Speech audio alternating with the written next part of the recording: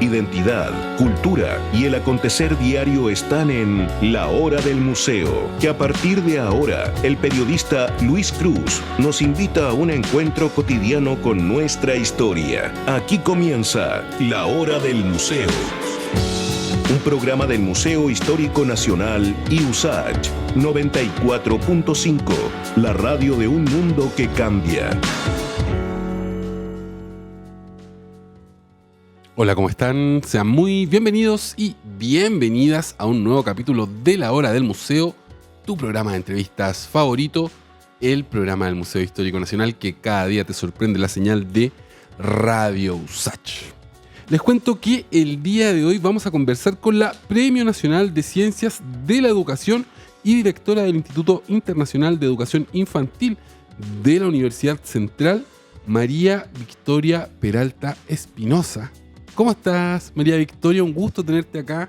Muy bien, muchas gracias y gracias por la invitación. No, gracias a ti por venir. De verdad que es un tema apasionante, la educación y sobre todo la educación en las etapas más tempranas de la vida. Me parece que de verdad que es un tema apasionante y del que todos deberíamos tener mucha más conciencia de la que tenemos. Así que el agradecimiento es mío.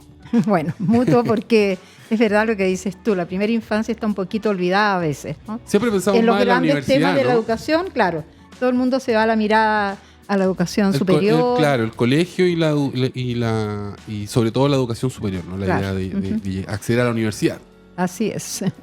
Oye, antes de entrar, eso sí, en el tema, tengo muchas ganas de preguntarte, sobre tus inicios en el mundo de la pedagogía y también de la investigación. Uh-huh. Yo entiendo que tú estudiaste música, ¿no? ¿Pedagogía en música? O sea, primero estudié educación parvularia en la Educación Universidad de parvularia, Chile. ya. Ahí me titulé educadora de párvulos. Y mientras ejercía, estudié en la noche, en vespertino, pedagogía en educación musical, también en la Universidad de Chile. Ya.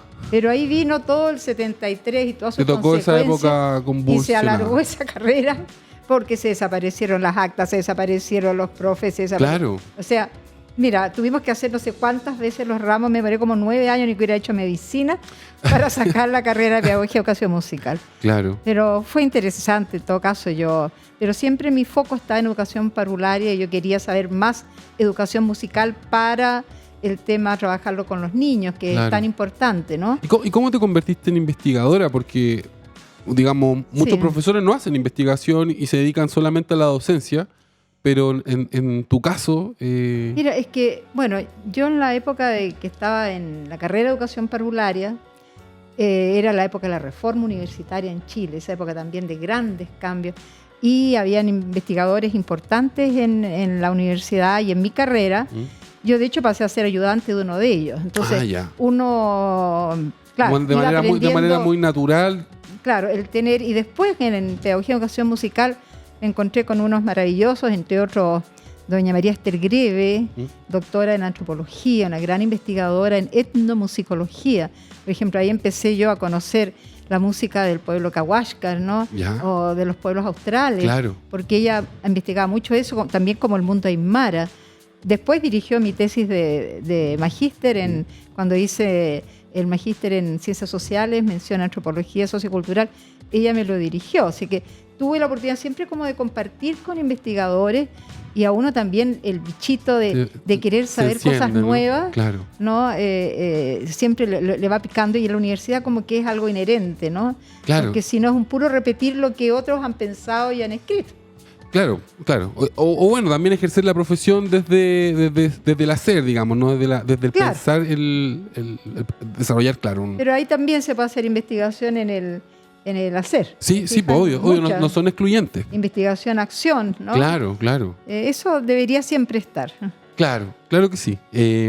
Ya, pues entremos en la materia que nos convoca el día de hoy. Me gustaría partir preguntándote qué tanto nos va a definir después cuando seamos jóvenes o adultos los primeros años de educación. Ya.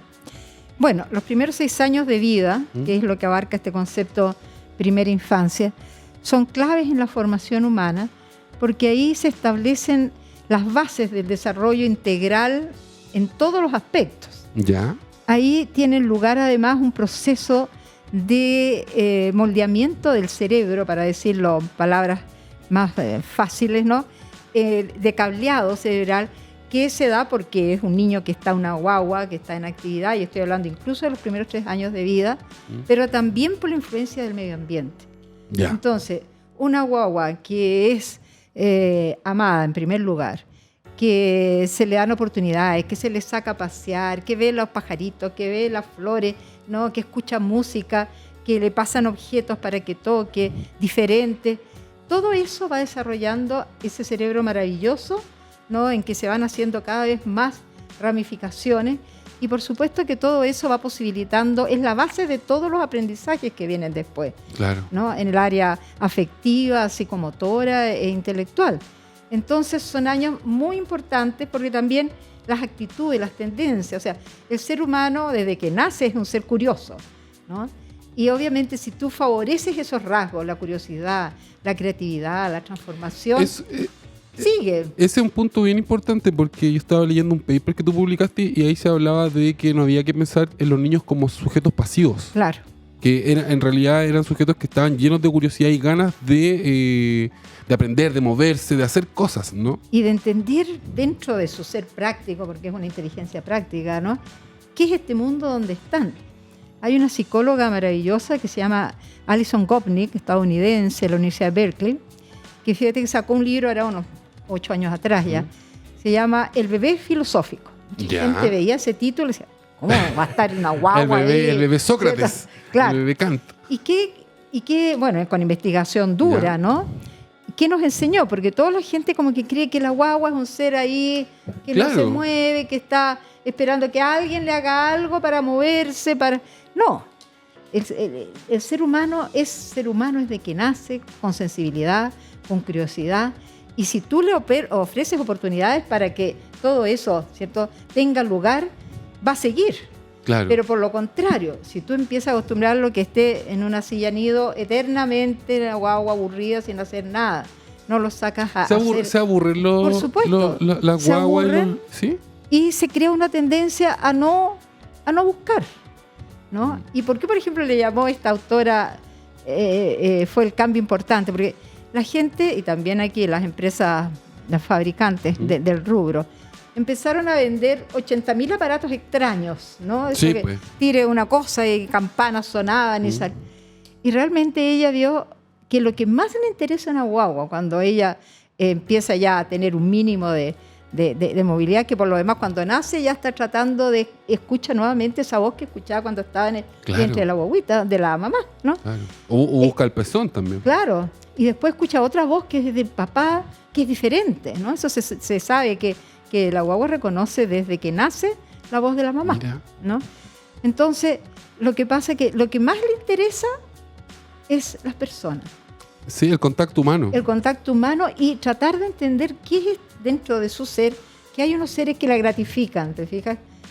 Hay otros Como- seres, tú ves, y que depende de nosotros, porque hay otros seres que se acercan a una guagua y dicen, no, Con me da temor, miedo, claro. con temor, no la voy a tocar. No, otros se acercan y le hacen cuchi, cuchi, cuchi. Sí, ¿no? es verdad. Entonces, imagínate, ponte en un cerebro de guagua, lo voy a explicitar. Qué raros son estos seres humanos, ¿eh? Mi mamá me da lechecita, calentita, me hace cariño. Hay otro señor con otra voz, ¿no? que me hace otras cosas, ¿no? Hay otros que no se acercan a mí.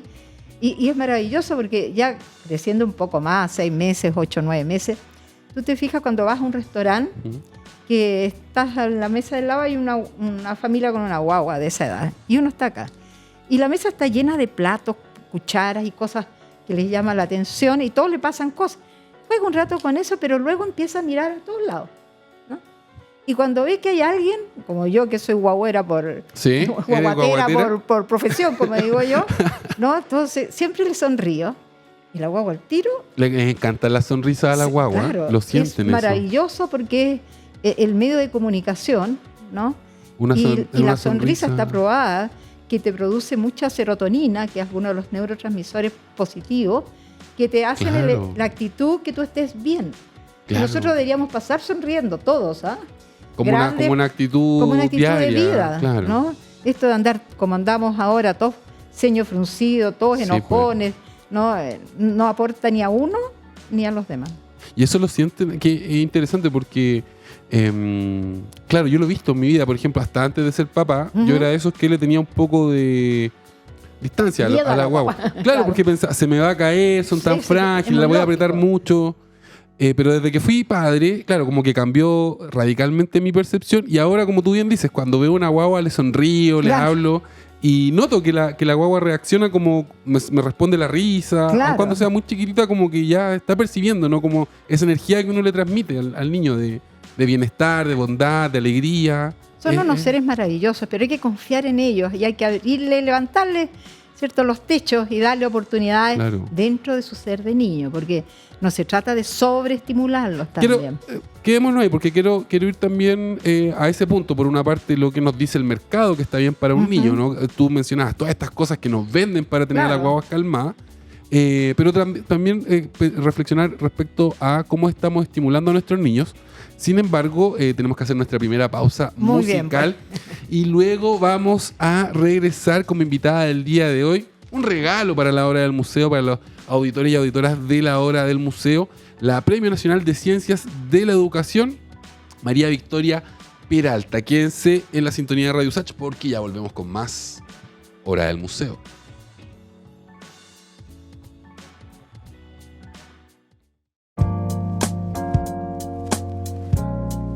Y ya estamos de vuelta en la Hora del Museo, tu programa de entrevistas favorito, el programa del Museo Histórico Nacional que siempre nos sorprende en la señal de Radio USACH y también los días sábados y los lunes. Los sábados a las 13:30 y los lunes a las 22 por la señal de Santiago TV 50.1 de la señal televisión abierta digital. Les cuento que hoy estoy conversando con María Victoria Peralta. Ella es Premio Nacional de Ciencias de la Educación y directora del Instituto Internacional de Educación Infantil de la Universidad Central. Estamos desarrollando, ¿no?, este tema que a mí me apasiona, que es la educación de los seres humanos en sus primeros años de vida, digámoslo de esta manera. Eso es. Algo que quiero desarrollar también es esta idea de que a la guagua hay que tenerla de cierta manera inmovilizada. Y el mercado a uno le vende desde mecedoras que se mueven automáticamente, estímulos visuales. Pero ¿qué nos dice la ciencia al respecto de lo que ustedes han investigado? ¿Es bueno tener a la guagua inmovilizada como en la cuna, ahí acostadita, mirando hacia arriba? ¿Está bien eso? Mira, es decir, hay exageraciones, ¿no? Obviamente que tú también al niño está bien que tenga algunos juguetes, sonajeros, pero los primeros aprendizajes en lo posible deben ser de objetos reales, concretos, llenos de atributos. ¿Qué digo? Una flor, que tú lo sacas al jardín en brazos, hablando en la noche, lo acercas, color, ¿cierto? Forma, huele el niño, ¿no? Si hay que perder el miedo porque, por ejemplo, en esa instancia que tú me describes, yo inmediatamente pienso como padre, así como o me lo va a picar una hormiga, una abeja, se va a enfermar. O sea, no. Eso no, es que sacarse... Que tome la flor, incluso que tome la planta, quizás se va a romper porque todavía no tiene control, pero tiene que tocarla. O sea, tiene que favorecer primero los sentidos. Los sentidos. Ya todos los sentidos. Entonces, una fruta, la arenita, la tierra, las hojitas de los árboles, las hojas secas que se quiebran, como también el papel, un papel celofán, cuidando que no se lo lleve a la boca, pelotitas de distinto tipo, porque de repente toma una pelota y milagro, rebota. Claro. Toma otra pelota y no rebota nada. ¿Te fijas? Entonces, esos son los problemas intelectuales para las guaguas. Entonces, ese es un cerebro pensante que está desde chico, pero si está un niño solo en una silla nido, con nada, o le ponen una tonelada de móviles que están ahí, que tampoco se mueven los móviles, ¿no? Y ella no puede hacer nada, esa guagua. Eso no estás aportándole. Y lo otro que decía era el contacto humano, ¿no? La necesidad de contacto humano. En primer lugar, porque sin amor, ¿no?, sin acogida, sin afecto, nadie aprende. En todas las edades. Y eso te lo llevo hasta la universidad. Claro. ¿no? Que ese es el problema que tenemos en la educación en este momento, en esta etapa de vuelta post-pandemia, ¿no? Que integramos a los niños de golpe y porrazo a las escuelas. Claro. Y no hubo un proceso de mediación, ¿no?, para que los niños fueran integrándose de a poco de puras actividades entretenidas, lúdicas, afectivas, ¿no?, que los hubieran ido preparando mejor al encuentro con otros y del propio educador. El educador también volvía dañado, ¿no? En salud mental. Entonces, ahora cuando uno de los grandes temas que ha salido en todos los diarios, ¿no? El tema de la baja asistencia, de que los niños no van, es que los apresuramos demasiado, porque se nos olvida que son unos seres humanos que viven en primer lugar del amor. Claro, yo también pensaba eso durante pandemia, conversando con otros padres, por ejemplo, existía esta idea de que los niños volvieran rápido al colegio, van a perder el año, y yo les decía, pero estamos en contexto de pandemia, o sea, el mundo está así cerrado, digamos, están todos iguales, y claro, existía como esta necesidad, y ahí te quiero llevar a otro tema que también me parece importante que toquemos, ¿no? Que es la escuela o las guarderías como un lugar seguro donde nosotros podemos dejar a nuestros hijos para ir a trabajar, ¿no? Que eso es como lo que... ¿La guardería o el jardín infantil? Claro, pero a lo que voy yo es como... ¿Es correcto pensar estos lugares de educación solo como eso? Como el lugar guardería, donde no le va a pasar nada al niño, digamos. Claro, o sea, si tú dices, bueno, si el niño va a quedar solo en la casa, obvio que tiene que estar con alguien, ¿no? Claro. Pero es que una lástima. Pero te digo, es muy poco como piso mínimo. A eso voy. Mira, hay algunos que siempre hacen alguna actividad recreativa, pero generalmente es un enfoque muy tradicional. Ya. Es decir, pasarle la típico o una hojita que está ya con un dibujo hecho y que la mayor actividad es pintar. Claro. O sea, eso bien poco ya le aporta, porque eso todos le hacen lo mismo, ¿no? Un verdadero jardín infantil es otro tipo de actividad, es lo que hace. ¿Cierto? Pide la creación del niño, hacen proyectos en conjunto, hace que los niños planteen hipótesis, busquen solución a cuentos, ¿no? ¿Cómo podría terminar? Entonces, es mucho más adecuado y desarrolla mucho mejor al niño que un simple estar, ¿ya? Por eso que nosotros en Chile hace mucho tiempo que hemos tratado de quitar el concepto guardería, aunque legalmente existe. Claro. ¿No? Y muchos padres decimos, bueno, en realidad estoy trabajando todo el día, necesito que el niño esté en un lugar seguro, pero de pronto no evaluamos esa... Claro, yo le diría, mire, llévelo a un jardín infantil, ¿no? Y va a tener el mismo cuidarlo todo el día, ¿no? Y ojalá no fuera todo el día. Sí, por eso es que cuando se está trabajando esto otro de bajar la jornada laboral a 40 horas, ¿no? Y que fue lo que nosotros inocentemente pensamos también de la pandemia, porque siempre habíamos estado diciendo que se le baje las horas de trabajo a los trabajadores en Chile para que tengan tiempo para atender a sus niños, ¿no? Claro. Para que lo pueda hablar con él a la vuelta del trabajo, para que él pueda contarle un cuento, para que lo pueda acostar, ¿no? No esta imagen que todos hemos visto en algún momento, que los padres salen con los niños durmiendo y vuelven con los niños durmiendo. Entonces, fatal, ¿no? Y nosotros eso es muy triste para todos como sociedad, yo creo. Y los problemas que se vienen después, claro. O sea, si un niño realmente no tiene toda una educación con cualidades, a mí no me gusta decir calidad porque es un concepto muy de marketing, una educación con cualidades que favorezcan el desarrollo humano, ¿en qué terminamos? Un niño, un joven o un adulto joven que no le importa nada, la sociedad, ¿no? La apatía. Apático, que bueno, ¿qué importa que la sociedad esté sucia? La rayo más todavía. ¿Qué importa, cierto? Que uno dice, mira, el cambio climático está afectando todo, cuidemos el agua, cuidemos esto. Claro. Como me contaba el otro día un profesor, decía, no sé qué hacer con mis alumnos de educación secundaria. ¿Ya? Yo les cuento todos estos problemas, me dicen, ¿y?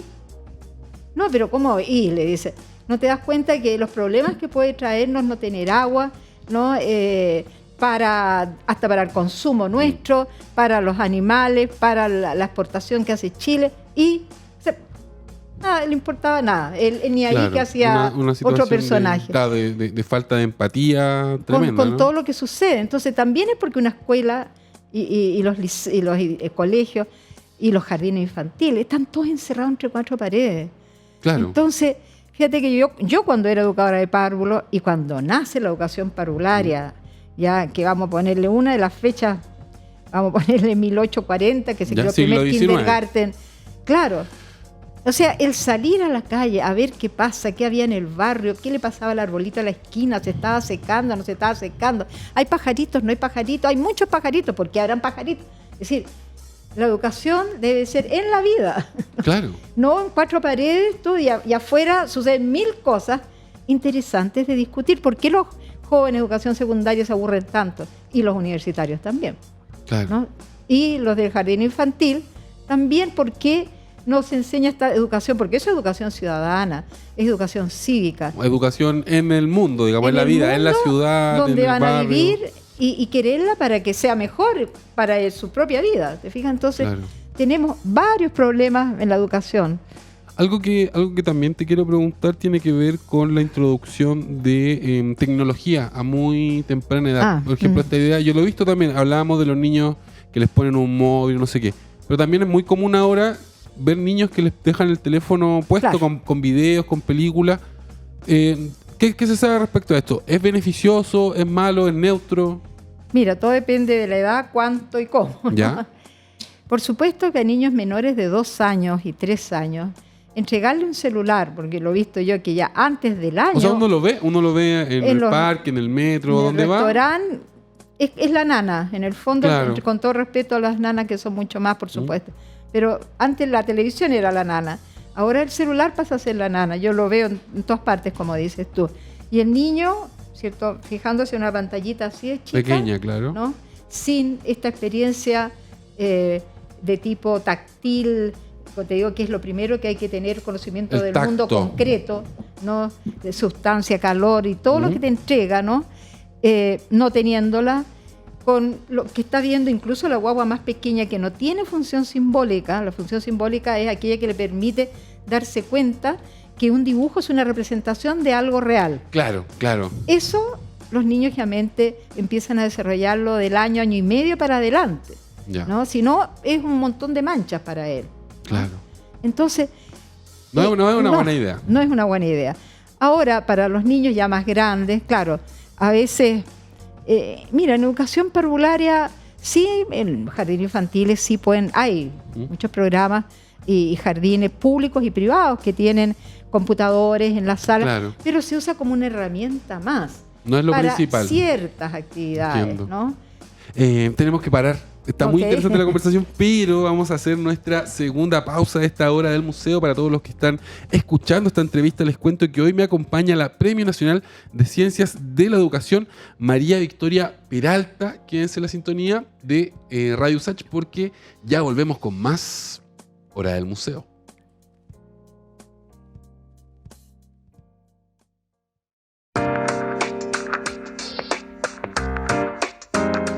Y ya estamos de vuelta en tu programa de entrevistas favorito, La Hora del Museo, el programa del Museo Histórico Nacional que cada día nos sorprende en la señal de Radio USACH. Y el día de hoy estoy muy bien acompañado, estoy junto a la Premio Nacional de Ciencias de la Educación, María Victoria Peralta, y estamos conversando acerca de la educación en los primeros años de vida. Algo que me gustaría que nos expliques también, porque siento que a veces se presta para confusión, es qué es lo que debemos entender por una pedagogía para bebés. Te lo pregunto por qué. Porque, por ejemplo, yo he visto en la edad, o sea, a edades muy tempranas, que de pronto hay jardines infantiles o guarderías que hablan, no sé, pues, de enseñarle computación a los niños o inglés a los niños. Sí. Y claro, de pronto tú me dices, no, si en realidad eso es la pedagogía para bebés, o quizás eso no es la pedagogía No, para bebés. no. ¿Qué deberíamos entender por una pedagogía para bebés? Mira, la pedagogía es una ciencia, ¿cierto? Una ciencia, y como ciencia se basa también en el estudio de Claro. los niños, en sus capacidades, en lo que pueden, en lo que no pueden, que les permite, aprender más, aprender acorde a su etapa, porque no se trata de sobre y estimularlo, y ahí uso el concepto, ¿no? Nosotros en educación no nos gusta usar el concepto estimular o sobreestimular, Ya. porque el estimular tiene una versión que vino del mundo más bien, de la biología, externa. Yo te estimulo y tú reaccionas. Claro. Pero si estamos diciendo el bebé es un ser humano maravilloso, que si escucha una voz, trata de ubicarlo donde está, ¿no? Que él surge la acción del mismo, entonces no podemos decir que reacciona solo a la estimulación. Si yo lo educo con todas estas características, estos principios pedagógicos, afecto, amor, libertad, actividad, integralidad, que es muy importante, ¿no? Realidad, que son los principios básicos de la pedagogía como ciencia, obtenidos de muchas prácticas, de muchos estudios. Claro. 200 años de... Claro, y más todavía. Somos, mira, el primero que se dice ya el abuelo de la educación parvularia es Comenio, ¿ya? Que hizo un primer libro que se llamaba La Escuela Maternal en 1630. ¡Wow! Y escribió un capítulo para las guaguas, imagínate, en Especial 1630, ¿no? Para las madres, sí. En que decía lo que deben hacer los más pequeños desde el nacimiento para que sean activos. 1630. Y ya existía esta conciencia, ¿no? Él fue el creador de la pedagogía moderna para Claro. distinguir a la pedagogía tradicional del golpe y de todo lo que venía antes, ¿te fijas? Ya. Que no reconocían al niño como una etapa de vida propia, sino un adulto en miniatura. Exacto, Entonces, eso es lo que hacían con ellos, ¿no? Claro. Entonces, la verdadera educación de los bebés es esa educación basada en este conjunto de principios que hace, ¿no?, que este niño se desarrolle, crezca, aprenda, ¿no? Feliz en primer lugar, tranquilo. Eso debería ser el objetivo sereno, de esta educación. Claro, curioso, sensible, porque escucha la música, escucha los pajaritos, como te decía, escucha todo eso. Eso. Claro, pero también es interesante porque Sí. que escuchándote inmediatamente se me vienen ideas a la cabeza que yo he vivido, mucha gente ha vivido. Por ejemplo, en algún momento estaba esta idea de que ponerle, no sé, Beethoven o Mozart era la Sinfonía 40. lo iba a hacer más inteligente. Que puede sonar divertido, Sí. pero también a lo que voy yo, detrás de esto también está la idea de tener niños como muy, muy inteligentes, ¿no? Como esta exigencia ya desde que el niño nace, de que tiene que ser como más inteligente que la media. Y es que si tú haces esto otro que estoy diciendo, que es la verdadera pedagogía, va a ser más inteligente aún. Ya, pero inteligente en el sentido integral. A eso, ya. En cambio, por ejemplo, eso del efecto Mozart. ¿Por qué era? Porque fue la época en que se descubrió esto que te está diciendo yo del cableado neuronal del cerebro. Ya. Que se favorece cuando el niño tiene distintos elementos que lo hacen moverse, etc. Entonces, vieron que obviamente si le colocaban y alguien le puso la Sinfonía 40 de Mozart y la guagua estaba feliz porque escuchaba, incluso una guagua de 9 meses a veces se sacude y empieza hasta a bailar. Claro. ¿Ya? Esto es en el vientre. Entonces, no, afuera. Ya. Entonces, ¿qué pasó? No, el mundo comercial dijo, no, tiene que ser la Sinfonía 40. Y le hicieron en las 10.000 versiones a por claro. ahí. Pero ¿sabes lo que era realmente el verdadero aporte? Era el tipo de onda de la música clásica. No era que no era ni música metal ni música para dormir. Era ese tipo de onda media. Al cerebro realmente lo percibía mucho mejor. Mira. Porque también el oído del niño también está madurando. Cuando nace, escucha más bien los sonidos agudos. Los graves todavía no está maduro el oído. Ya. Entonces, si llega un señor, hay un bajo que le canta o un contrabajo, todo eso no lo percibe. Claro. Por eso es que la voz de la mamá le es más fácil, o de una cajita de música, o la del pajarito, porque sí escucha todo el espectro agudo. ¿Ya? Oye, creo que... Entonces, por eso que cuando me dicen, mira, ponle música docta, clásica de ese periodo, de esa onda más regular, la que quieras, el niño le va... Claro, que no sea un adagio tan lento que el niño se nos va a dormir, ¿te fijas? Claro. Si no, como la sinfonía era ta-ta-tan, ta-ta-tan, ta-ta-tan, claro, el niño empieza a sacudirse feliz de la vida. Quiero ir a otro de los nudos de esta conversación y tiene que ver con la importancia del juego. Te lo pregunto también porque pensando que, claro, hay padres que son muy preocupados, pero están muy preocupados de que el niño después tenga buenas notas, que aprenda mucho.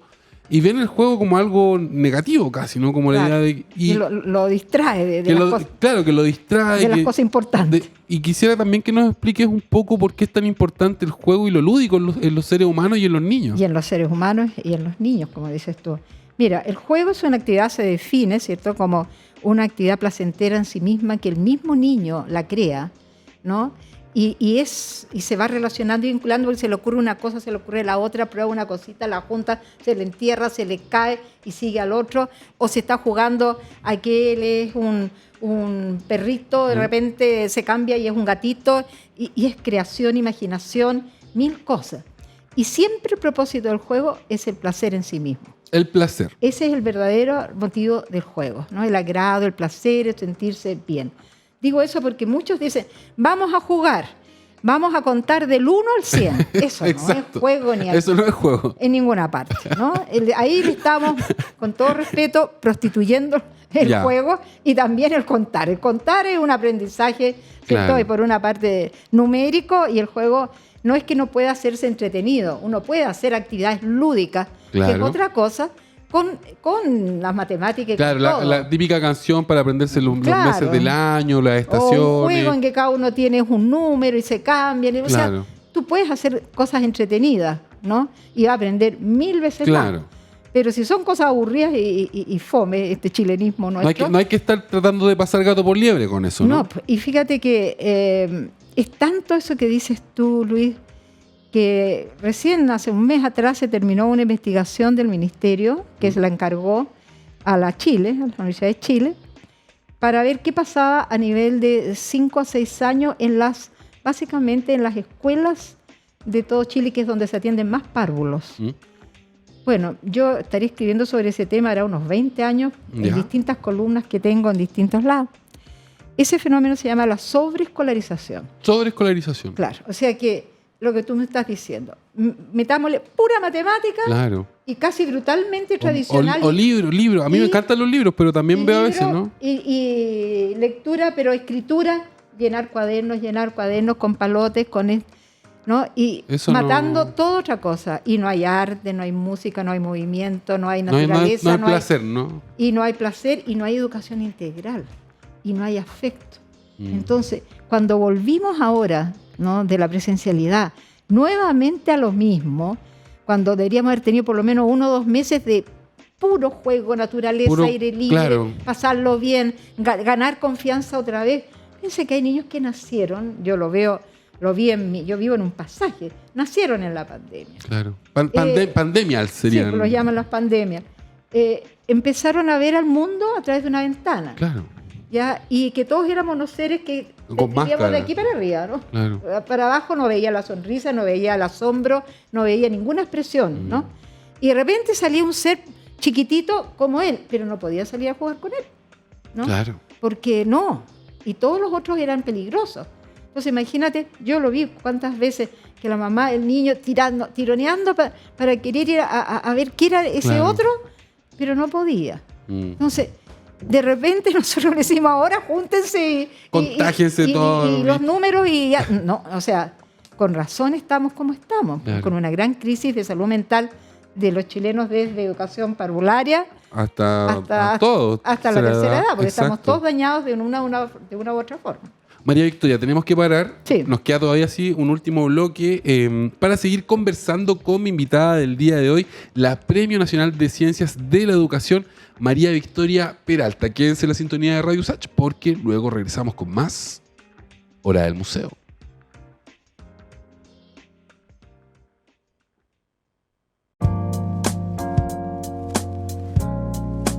Ya estamos de vuelta, último bloque de la Hora del Museo, tu programa de entrevistas favorito, el mío también, y del Museo Histórico Nacional, por supuesto. El Museo Histórico Nacional es quien hace posible, ¿no?, que exista la Hora del Museo a través de la señal de Radio USACH 94.5 FM y también de Santiago TV los días lunes y los días sábados. Les cuento que hoy estoy conversando con la Premio Nacional de Ciencias de la Educación y directora del Instituto Internacional de Educación Infantil de la Universidad Central, María Victoria Peralta. María Victoria, hay una pregunta que me la tengo guardadita para este último bloque, ni siquiera te la quise decir fuera de micrófono. Tiene que ver con algo que yo siento que a todos los que somos padres de niños chicos nos hemos enfrentado, el aburrimiento. Cuando los niños se aburren, ¿es necesario que el niño esté siempre entretenido, siempre estimulado, siempre? O también es positivo a veces darle espacio a que se aburran? Porque a veces mi hijo llega, mis papás, no sé qué hacer, estoy aburrido. Y es como, en realidad lo que quiere es que le prenda la tele. Pero también quisiera porque como adultos nosotros a veces sentimos, ¿no?, la necesidad de tener al niño siempre entretenido. Y quisiera también que nos cuentes qué se sabe al respecto como del aburrimiento. Mira, hay dos como vertientes quizás en eso, ¿no? Uno, que nosotros, por estas sobreestimulaciones estas sobreescolarizaciones, no respetar que el niño tiene iniciativa en su aprendizaje, hemos hecho que si no hay un adulto que está proponiéndole 1000 cosas, el niño no sabe no se le cómo ocurre. hacer. Y eso es peligroso, Ya. ¿no? Porque si no, entonces, házmelo tú, papá, dime cómo se hace, ¿está bien así? No, por eso es que es importante que desde guagua tenga lo que hemos conversado. Claro. Que el niño tú le pases cositas y a él se le ocurre qué Que hacer. tenga la iniciativa. ¿No? Que tenga la iniciativa, ¿no? La autoactividad del propio niño. Eso tú dirías que es una de las claves, lograr. Es uno de los problemas. Ahora, claro, porque hay niños que realmente no tienen capacidad alguna para buscarse ellos a sí mismos, ¿no? Porque uno le tiene en su dormitorio librito, le tiene elementos Claro. para dibujar. Anda y busca. De hecho, vivimos en una época donde hay más juguetes que nunca. Claro. O sea, yo veo la cantidad de juguetes que tienen los niños hoy y lo sigue comparo. aburrido. Y sigue aburrido, claro. Claro, eso, ¿cierto? Por un lado. Ahora, el aburrimiento, ¿no? También, claro, quizás el aburrimiento es una palabra pero quizás el estar sereno. ¿Mm? Todos los seres humanos, incluso los niños, necesitan momentos de serenidad. De conversar con De uno estar mismo, con de uno reflexionar. mismo. Eso, fíjate, ya los europeos lo están haciendo hace tiempo. Se llama la educación lenta. ¿Sí? ¿Ya? Claro. Y se trata justamente de que el niño, por ejemplo, si está en un parque, no solamente esté saltando, brincando, ¿no? Sino también se siente bajo un árbol, observe, ¿no? Uno le enseñe como adulto, Claro. ¿no? A observar las hojas cómo se mueven, que quizá hay un nido. Y eso, mira, eso- es muy interesante lo que nos dices, porque uno, claro, está educado, quizás está programado como adulto, justamente para buscar lo otro, lo que tú decías, ¿no? Claro. Yo llevo al parque, le pago el castillo inflable, después vamos a la cama elástica, después a los algodones de azúcar y nos pasamos toda Claro. la tarde haciendo. Saltando, brincando y cuánta cosa, lo cual Pero nunca está en la ecuación esto que tú nos dices, Claro. ¿no? Oye, sentémonos acá un rato, miremos, escuchemos los pajaritos. Eso también es beneficioso, claro, digamos. vamos a oler las flores, digamos, será más rica, habrá alguna hedionda. Y ahí ellos, Claro. a investigar, ¿no? Vamos a ver. Entonces, hay que también enseñarle Estas a qué instancias más hacer lentas, estas solo, instancias claro, de pausa. de pausa que hacen muy bien también a la salud mental, Claro. ¿no? Porque nosotros necesitamos, si yo te digo como adulto, tú necesitas momentos en que quieres estar solo, Claro que sí, claro, ¿te fijas? claro que sí. ¿No? Y por lo tanto no es negativo, ¿no? Así Claro. que María Montessori tenía un momento que se llamaba el momento del silencio, en que todos los niños se quedaban en absoluto silencio para escuchar todos los sonidos del medio, ¿no? Después de 5 minutos, compartir, ¿no? Y era un poco de esto, tranquilizar el espíritu, Claro. serenarse, ¿no? Y ver que están pasando otras cosas. Y eso es incluso importante. que están pasando en uno. Claro, ¿no? eso es importante. O sea, y es importante, yo lo pienso que son cosas que se le sugieren a los adultos que hagamos, ¿no? Como meditación, si te puedes meter a yoga, no sé cómo. Ahora pero se nunca está se haciendo piensa, yoga con niños. pero nunca se piensa para los niños. O hay poca información respecto Claro. a estos momentos de pausa con niños. Quiero que avancemos al siguiente punto, Ujú. que también me parece muy importante que toquemos. ¿Es posible o...? Sí, te lo voy a preguntar de esta forma, ¿no? ¿Una familia con bajo ingresos puede dar buena educación preescolar a sus hijos? Sí. Si tiene estos criterios claros. Mira, yo por mi carrera profesional, yo fui directora nacional de la Junta de Jardín Infantil. Entonces, recorrí Chile, hicimos 1000 programas con población indígena, con poblaciones de sectores muy disminuidos económicamente, ¿no? Pero no por ello cultural o espiritualmente. No, claro. No, pero lo digo eso para el público, porque la gente piensa a veces que una persona porque es pobre en todo. No, y eso no es así. Para nada. Yo veía, ¿no? La belleza con que educaba una mamá mapuche, ¿no? Y su papá a su niño, ¿no? Hacer con las plantas, ¿no? Esto que te decía yo, a escuchar si el árbol tenía música. Fíjate que en Chiloé, ¿no? En las poblaciones huilliches, abrazan los árboles para escuchar la música, ¿no? Entonces, una serie de otras costumbres que llevan a eso. El niño de ciudad, que está con mucha limitación de no tener el gran aparato. Y falta de naturaleza también. También una abuela contadora de cuentos, un papá que es carpintero y que tiene al niño, una mamá que está preparando la comida y le pide que le saque una papa para cada uno de la casa. Bailar con los niños también, Claro. ¿no? Escuchar música y bailar. Escuchar música juntos. Violeta Parra, ¿cómo aprendió? ¿No?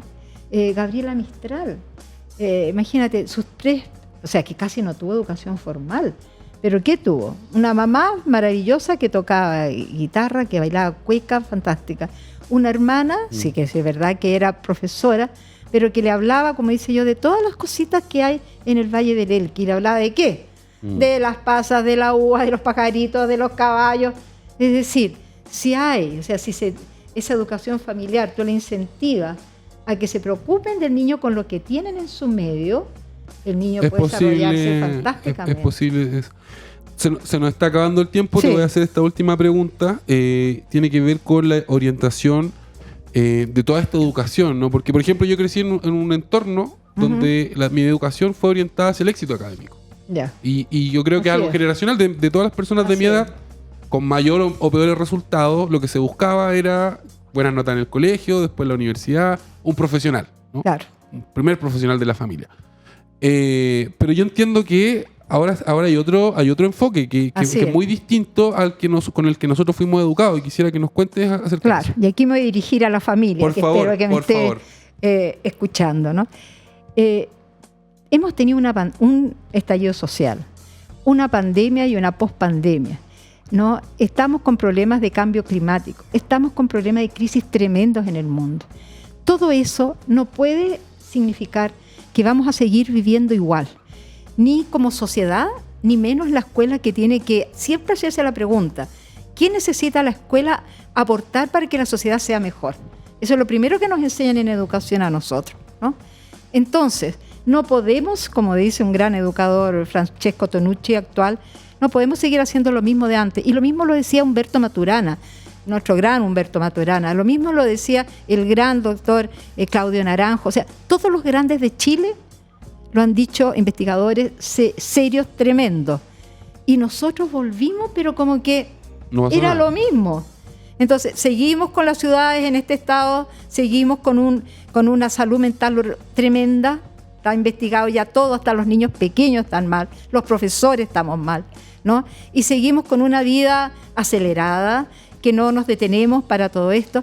Y hoy día, por eso, que gente como el Dalai Lama, universidades en América Latina, en Estados Unidos, están aplicando currículos para la amabilidad, currículos para la felicidad, porque hoy día esta educación lenta que te decía yo, el tema hoy día es un educar para una formación humana holística, que incluso incluye lo espiritual. Claro. Tengas tú la visión que quieras de lo espiritual, que no tiene por qué ser religiosa, Claro. pero y muy solidaria, porque tengo que entender que para crecer yo necesitamos crecer todos, Claro. ¿no? Entonces, formar una educación holística de desarrollo humano, en felicidad, en placer, en juego, ¿no? Para la felicidad, pero para el desarrollo de un mundo mejor. Y ahí se integra todo, ¿no? Eso es la tarea. María Victoria, quedémonos con este mensaje, con estas palabras. Se me pasó volando esta hora del museo. Te quiero agradecer enormemente. Gracias a ustedes. Bueno, este regalo que nos has dado de venir acá a escucharte, de verdad que se me llegó a erizar la piel. Y nada, pues me despido. Les envío un gran abrazo a todos y a todas. Yo soy Luis Cruz, el conductor de La Hora del Museo. Y chao, chao. Chao. Hasta luego, que estén bien. Y sonrían. Sonrían. Aquí finaliza La Hora del Museo. Un encuentro cotidiano con nuestra historia. Un programa del Museo Histórico Nacional. Y USACH 94.5. La radio de un mundo que cambia.